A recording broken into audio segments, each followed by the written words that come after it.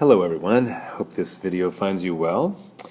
We are going to be discussing in this video the inverses of functions. My only purpose really in this video is to provide you with a little bit of background information, background concepts of what an inverse really is. There's some very important things that you should know about inverses. They don't necessarily help you solve the algebraic mechanics of finding an inverse, but it's very important that you have a grasp of these background concepts.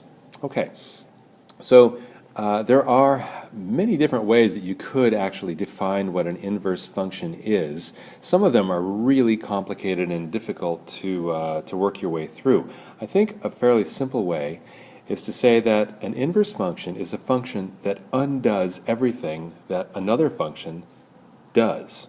Okay? In other words, if f, let's call a function f, if f takes an x value and turns it into a y value, then the inverse of f, which we write as f negative 1, that function takes that y value and turns it back into the original x. Okay? That's what I mean by undoing another function. So we'll have a couple more examples of that a little bit later here. By the way, it's important to note here that that symbol f negative 1 does not mean f to the negative 1 power. It's just a symbol like f with a little superscript of negative 1, and that means the inverse of the function called f. Okay, let's take a look at an example of one on a graph.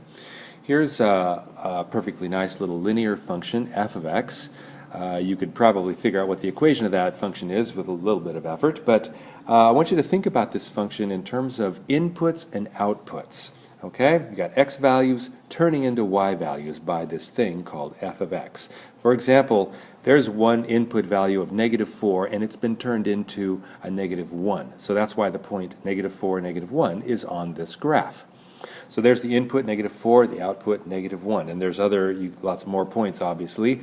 Negative 2 got turned into a 0, or the input of 0 got turned into a positive 1. And then there's a 2, 2 up there.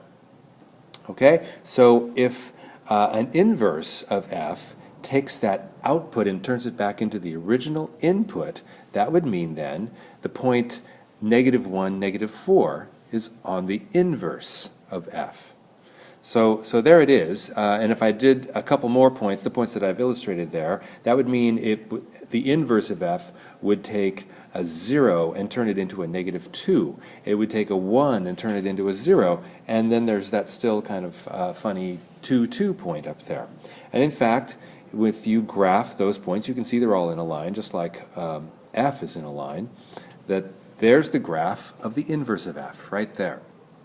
And this brings up a very important concept about the graphs of a function and its inverse. When you look at them both at the same time, they are always symmetrical around this line y equals x.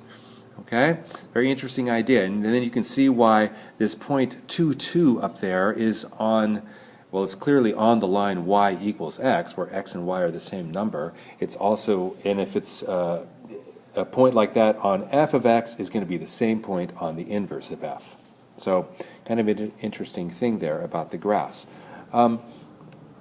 The other extremely central idea to functions and their inverses is this thing that I call the swap. All right? In fact, this idea is so central it could almost be a definition of what an inverse really is. And what I mean by the swap is that a function and its inverse swap their respective domains and ranges. Okay? This is a critical concept about inverses, that they switch their x values and y values. The domain and range are swapped from a function to its inverse. Let me just illustrate that with a little diagram here. If you have some kind of a function f of x, let's say, and there's a picture of all the x values, okay, that's its domain. Those x values are turned into some y values by the process of f of x. Okay, so there's the domain and there's the range. Now the inverse of f of x, all right, takes those output values of f, in other words, those now become the input values into the inverse, and the outputs are those exact same x values that we started with. Okay, of course, we are talking about the inverse function of f negative 1 of x, and that means that those actually are called x's and y's, but it's the same numbers.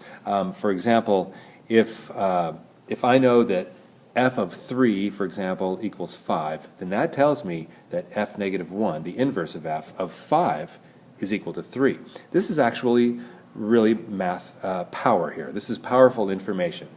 So that if you know two functions are inverses of each other, you really only have to know the domain and range of one of them, because that's automatically reversed for the inverse. So that's useful information.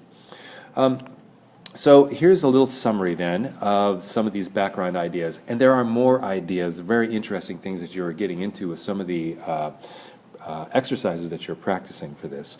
But here's just kind of a summary of the basic ideas of inverses. One way to define an inverse is it is a function that is undoing another function. Okay? Another main idea here is the symbol that we use. That f negative 1 of x means the inverse of f of x. Don't confuse it with f to the negative 1 power. It is not the same thing.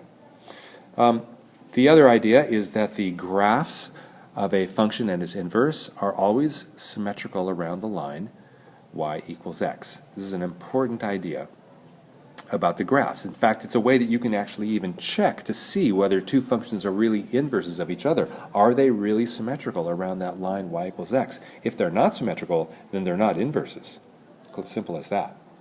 The last and most, maybe not the most important, but a critically important thing about inverses is that a function and its inverse swap their respective domains and ranges. In fact, like I say, that could almost be a definition of what an inverse is. It's a function that swaps the domain and ranges with another function.